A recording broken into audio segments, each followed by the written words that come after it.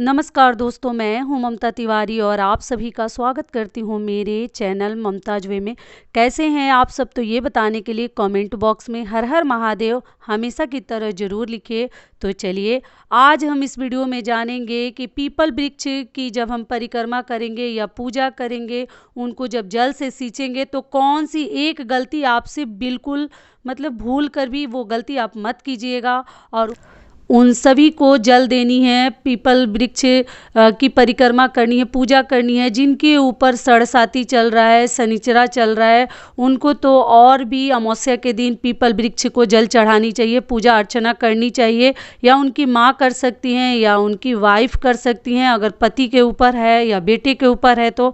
और उस दिन महिलाओं को कौन सा एक श्रृंगार अमावस्या के दिन अवश्य करनी चाहिए, तो मैं आपके साथ शेयर करूंगी कई ऐसे महत्वपूर्ण बातें। और आप लोग पूछ रहे थे दीदी उस दिन बाल धो सकते हैं कि नहीं धो सकते हैं, पीरियड में बाल धो सकते हैं कि नहीं धो सकते हैं, तो इन सभी महत्वपूर्ण बातों को चलिए आज हम इस वीडियो में जानेंगे। तो आप बने रहिए मेरे साथ मेरे चैनल पर। अगर आपको मेरा वीडियो पसंद आता है तो प्लीज़ आप मेरे चैनल को सब्सक्राइब कर दीजिएगा, बेल आइकन को प्रेस कर दीजिएगा, जिससे मेरे वीडियो के नए नोटिफिकेशन आप लोगों के पास सबसे पहले पहुँचे। तो चलिए शुरू करते हैं। तो सबसे पहले आपको बता दूं कि अमावस्या तिथि जो है हमारे 1 फरवरी को अमावस्या तिथि स्नान दान की अमावस्या पड़ रही है। दिन है मंगलवार और आपको ये मालूम ही है माघ मास का सबसे जो कृष्ण पक्ष में ये अमावस्या तिथि पड़ती है और सभी अमावस्याओं में ये सबसे श्रेष्ठ अमावस्या का दर्जा इसको दिया गया है। ये बहुत बड़ी अमावस्या है, तो इस दिन पूजा पाठ दान उपदान तो करना ही है, साथ में आपको तिल का दान करनी है। और सूर्य देव को अगर आप जल देते हैं तो तिल मिले जल से आपको सूर्य देव को अर्घ देनी चाहिए या पूजा अर्चना करनी चाहिए। पूजा में भी तिल का इस्तेमाल करें, तिल खा भी सकते हैं, तिल आप भगवान को चढ़ा सकते हैं या आप तिल का दान भी कर सकते हैं। ठीक है, अगली बात क्या है कि पीरियड का बाल उस दिन धोएं कि ना धोएं।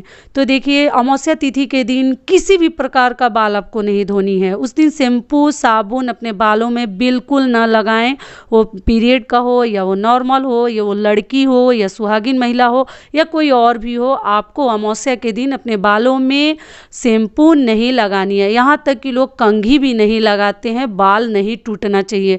अगर बाल टूटता है तो उसका भी हमारे सुहाग के ऊपर उसका भी प्रभाव पड़ता है, दोष लगता है, तो थोड़ा सा बचा कर रहिए।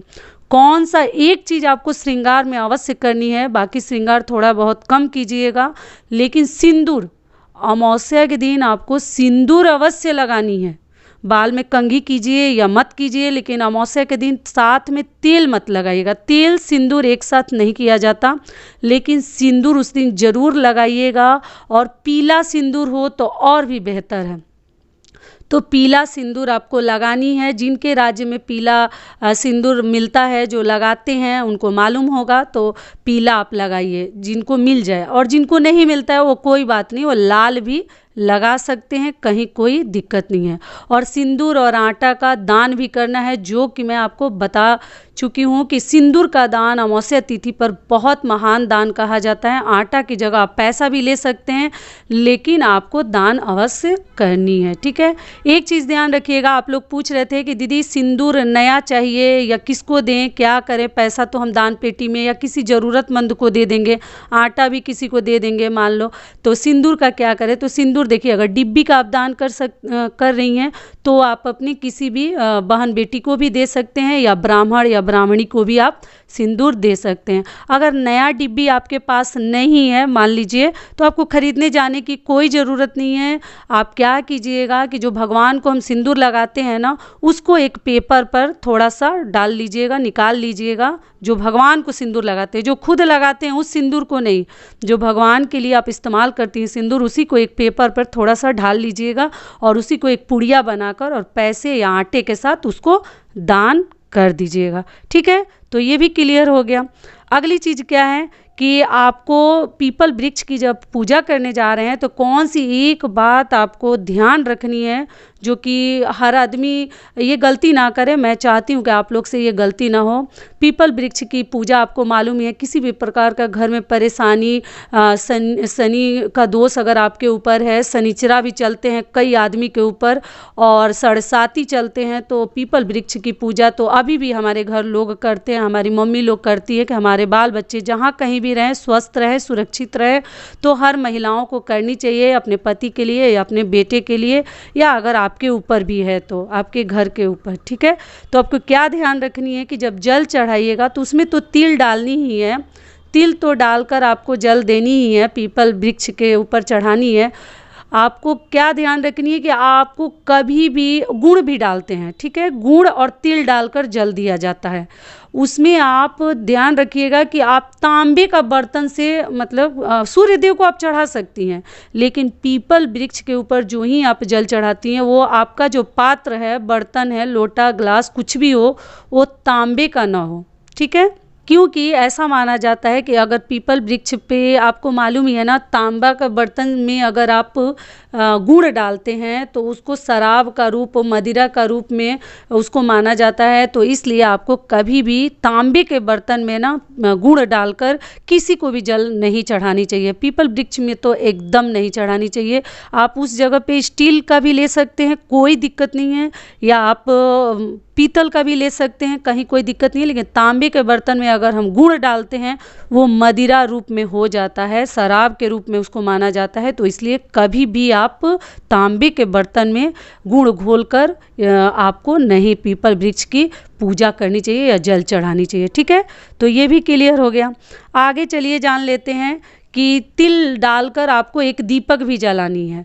कब जलानी है? शाम को। देखिए, आप लोग बोल रहे थे दीदी हमारे आसपास पीपल वृक्ष नहीं है, दूर है, तो कहीं दूर दराज आपके घर के से बहुत दूरी पर कोई पीपल वृक्ष है तो महिलाएं तो बिल्कुल शाम को ना जाएं, एकदम ना जाएं। मेरी अगर बात आप मानती हैं तो दूर दराज सुनसान एरिया में अगर पीपल के बड़े बड़े मतलब पुराने वृक्ष रहते हैं वहाँ आपको नहीं जानी चाहिए, उसमें भी अमावस्या के दिन, या अपने घर के बच्चे को, पुरुष को भी हो सके तो आप ना भेजें।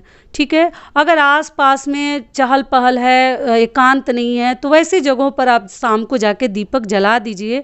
दीपक जब जलाती हैं तो उसमें तिल थोड़ा सा ज़रूर डाल दीजिएगा दीपक में। दीपक में तिल डाला हुआ दीपक ही आपको जाकर जलानी चाहिए पीपल वृक्ष के नीचे, अगर आसपास में है तब।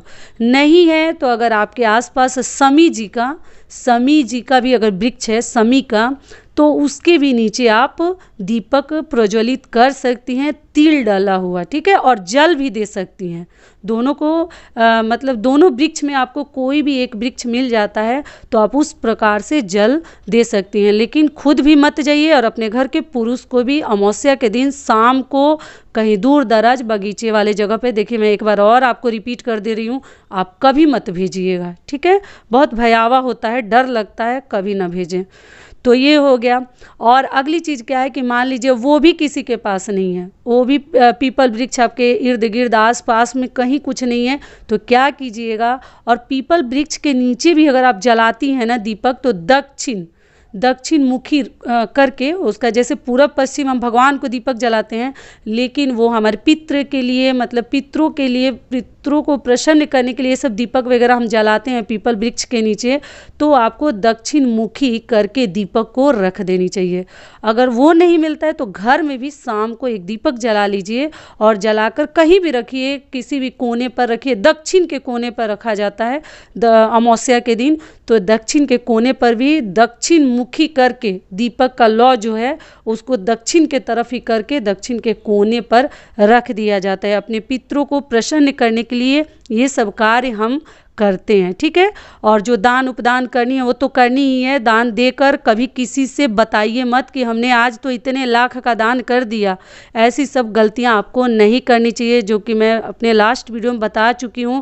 और झगड़ा लड़ाई से बच कर रहें। आजकल लोग बड़ा जल्दी झगड़ा कर लेते हैं, रोड पे हो, घर में हो, थोड़ा बच के रहिए। झगड़ा करने से पहले पक्का याद कर लीजिए कि आज दिन जो है वो अमावस्या का है, तो आज के दिन हमें कम से कम गुस्सा करने से बचनी है, किसी से झगड़ा नहीं करनी है, जोश में होश नहीं गंवानी है, ध्यान रखिएगा। और बाहर भीतर अगर कोई भी बाल बच्चा परिवार वाले जाते हैं तो उस दिन आपको मांस मंदिरा वगैरह नहीं खानी चाहिए। लहसुन प्याज तो खा सकते हैं, लेकिन मांस मछली आप ना खाएं, ठीक है। तो आशा करती हूँ, उम्मीद करती हूँ कि जितनी मेरी बहनें हैं और जो जो आप लोग सवाल पूछ रहे थे, उन सभी सवालों का जवाब इस वीडियो में आपको ज़रूर मिल जाएगा। तो यहीं तक का था हमारा वीडियो, फिर मिलती हूँ एक नए वीडियो में। तब तक के लिए नमस्कार, स्वस्थ रहिए, सुरक्षित रहिए और जहाँ कहीं भी रहिए खूब खुश रहिए।